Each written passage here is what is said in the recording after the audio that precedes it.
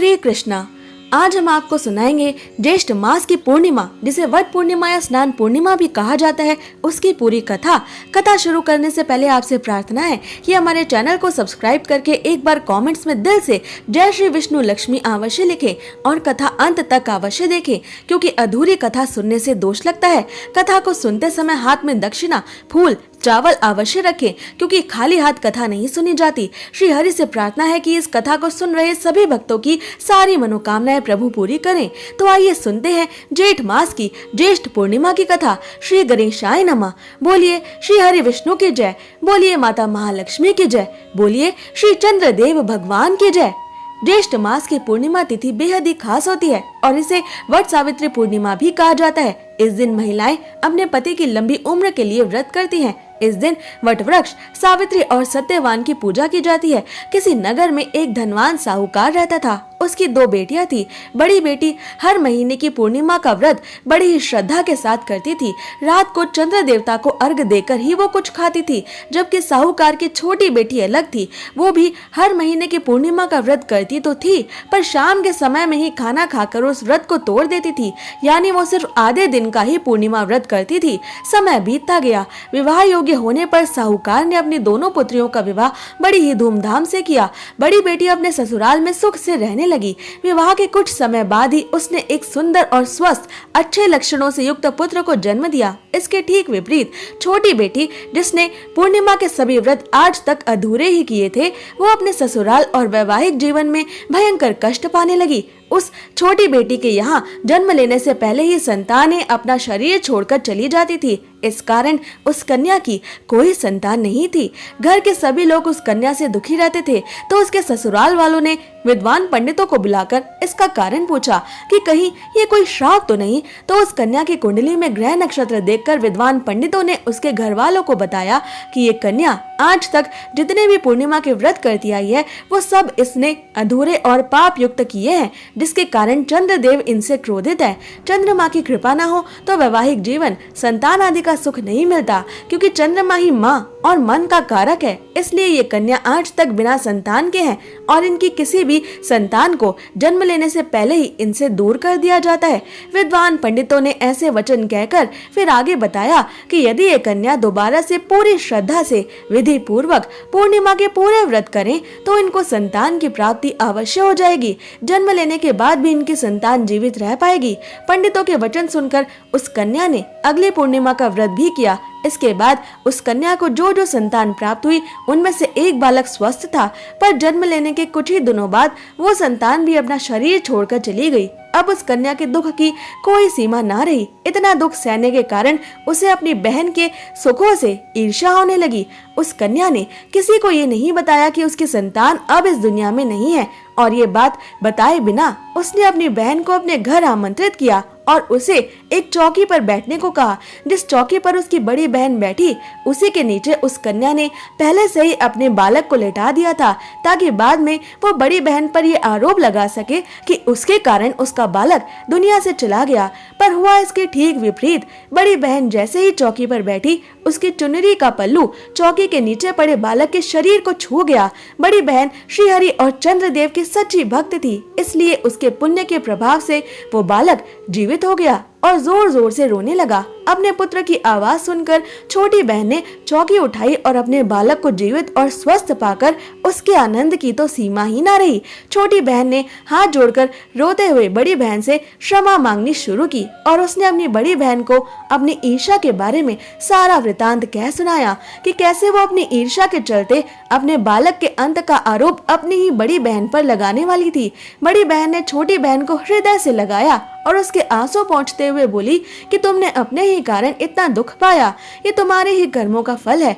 पूर्णिमा का व्रत हर संसारिक इच्छा को पूरा करने वाला महाकल्याणकारी और महाफलकारी व्रत है, पर इस व्रत को हमेशा पूरा करना चाहिए। इसे कभी भी अधूरा नहीं छोड़ना चाहिए। इस घटना के बाद पूरे नगर में पूर्णिमा व्रत की ये महान महिमा फैल गई कि इसके प्रताप से एक बालक दोबारा जीवित हो उठा। छोटी बहन ने अपनी बड़ी बहन के साथ तभी से हर पूर्णिमा का व्रत पूरे भक्ति भाव से किया, जिससे उसकी भी संतान स्वस्थ और दीर्घायु वाली बन गई। ऐसे ही प्राचीन काल में कांतिका नगर में धनेश्वर नाम का एक ब्राह्मण निवास करता था। वो अपना जीवन निर्वाह दान पर करता था। ब्राह्मण और उसकी पत्नी की कोई संतान नहीं थी। एक दिन उसकी पत्नी नगर में भिक्षा मांगने गई, लेकिन सभी ने उसे बांझ कहकर भिक्षा देने से इनकार कर दिया।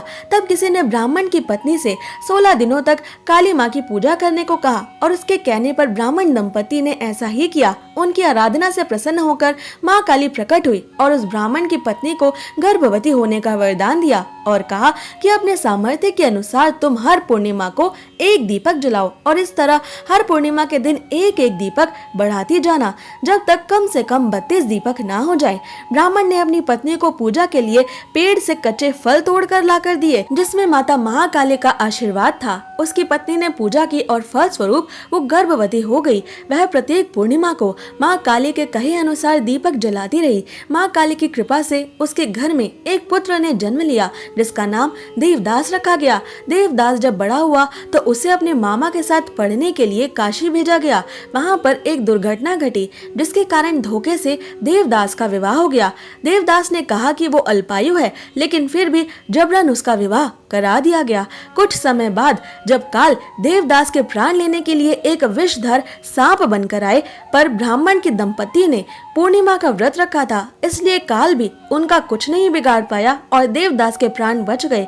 तभी से कहा जाता है कि पूर्णिमा के दिन व्रत करने से सभी संकटों से मुक्ति मिलती है, संतानें सुरक्षित रहती हैं और मनोकामनाएं पूरी होती हैं। आइए अब सुनते हैं ज्येष्ठ पूर्णिमा की वट पूर्णिमा कथा, जिसे सुने बिना ज्येष्ठ पूर्णिमा की कथा पूरी नहीं मानी जाती और इसका फल नहीं मिलता। पौराणिक कथा के अनुसार एक बार अश्वपति नाम का एक राजा था, जिसकी केवल एक ही संतान थी। राजा अश्वपति की इकलौती संतान देवी सावित्री बहुत ही प्रभावशाली कन्या थी। देवी सावित्री को राजा अश्वपति और महारानी ने बड़े ही प्यार और दुलार के साथ पाला था। फिर जब लाड़ों में पली बड़ी सावित्री विवाह के योग्य हुई, तब राज ऋषि अश्वपति ने सावित्री से अपने लिए वर चुनने को कहा। पिता की आज्ञा का पालन करके सावित्री ने द्युम्नसेन के बेटे सत्यवान को अपने लिए बेहतरीन वर माना। हालांकि विवाह के मध्य ही नारद जी ने अश्वपति को सत्यवान के अल्पायु होने के बारे में बताया था। सत्यवान की आयु को लेकर श्री नारद मुनि ने बताया था कि विवाह के 1 साल के भीतर ही सत्यवान के प्राण चले जाना निश्चित है। नारद मुनि की ये बात सुनकर राज ऋषि अश्वपति भयभीत हो गए और बेटी सावित्री को दूसरा वर चुनने के लिए अनुरोध करने लगे, लेकिन बेटी सावित्री को पिता की बात मंजूर नहीं थी। बेटी के हट के आगे राजा अश्वपति की एक ना चली और फिर उसके बाद ही निश्चित समय पर सावित्री का विवाह सत्यवान से विधि पूर्वक संपन्न हो गया। शादी के बाद सावित्री, सत्यवान और उनके माता पिता साथ में जंगल में रहने लगे। देवी सावित्री अपने पति सत्यवान की लंबी आयु के लिए रोज ही विधिवत तरीके से व्रत पूजा आदि रखने लगी, लेकिन जब नारद मुनि की भविष्यवाणी के अनुसार सत्यवान के जीवन का अंतिम दिन आया, तो उस दिन सावित्री भी उनके साथ लकड़ी काटने वन चली गई। लकड़ी काटने के लिए सत्यवान एक पेड़ पर चढ़ने लगे, तभी उनके सिर में तेज दर्द हुआ। दर्द से कराहकर सत्यवान पेड़ से नीचे उतरे और एक घनी छाया वाले बरगद के पेड़ के नीचे अपनी पत्नी सावित्री की गोद में लेट गए। पत्नी की गोद में लेटे लेटे ही सत्यवान ने अपने प्राण त्याग दिए। फिर उसके बाद सत्यवान के प्राण लेने के लिए यमदूतों समेत यमराज का आगमन हुआ। जब यमराज सत्यवान के प्राण लेकर जाने लगे, तो सावित्री भी उन्हीं के साथ उनके पीछे पीछे चलने लगी। यमराज ने देवी सावित्री को बहुत मना किया, लेकिन सावित्री के प्रेम और समर्पण के आगे यमराज की एक ना चली। सावित्री की जिद देखते हुए यमराज ने उनसे कोई भी 3 वरदान मांगने को कहा। सावित्री ने पहला वरदान ये मांगा कि उनके माता पिता यानी उनके सास ससुर को उनका खोया हुआ साम्राज्य वापस मिल जाए, और उन्हें मिल गया। सावित्री ने दूसरा वरदान ये मांगा कि उसके सास ससुर के नेत्रों की रोशनी वापस आ जाए। ये भी यमराज ने पूर्ण कर दिया। फिर सावित्री ने तीसरा वरदान ये माना कि वो सत्यवान के 100 पुत्रों की माता बने, और यमराज के द्वारा ये फल भी दे दिया गया। यमराज द्वारा दिया गया ये वरदान तभी पूरा हो सकता था जब यमराज उनके पति सत्यवान के प्राण सावित्री को वापस लौटा दें। तब यमराज को भी सावित्री के हट के आगे झुकना पड़ा।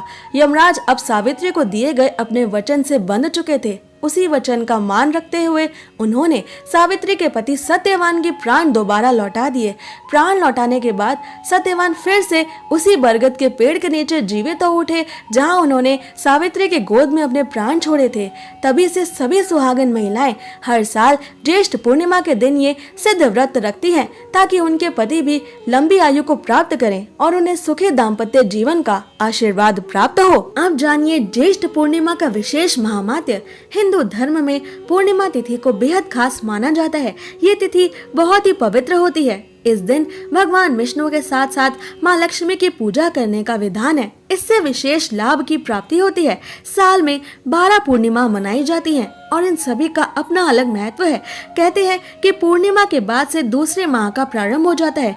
वहीं ज्येष्ठ माह में आने वाली पूर्णिमा को ज्येष्ठ पूर्णिमा के नाम से जाना जाता है। इस दिन गंगा स्नान करने से व्यक्ति की सभी मनोकामनाएं पूरी होती हैं। इस दौरान चंद्रमा से जुड़ी चीजों का दान करने से कई तरह के लाभ प्राप्त होते हैं। आप सफेद वस्त्र, शक्कर, चावल, दही या फिर चांदी का दान भी कर सकते हैं। माना जाता है कि इससे कुंडली में चंद्रमा की स्थिति मजबूत होती है और जीवन में सुख समृद्धि बनी रहती है। ज्येष्ठ पूर्णिमा के दिन ही यमराज ने सावित्री को उनके पति सत्यवान के प्राण लौटाए थे, इसलिए इसे वट पूर्णिमा भी कहा जाता है।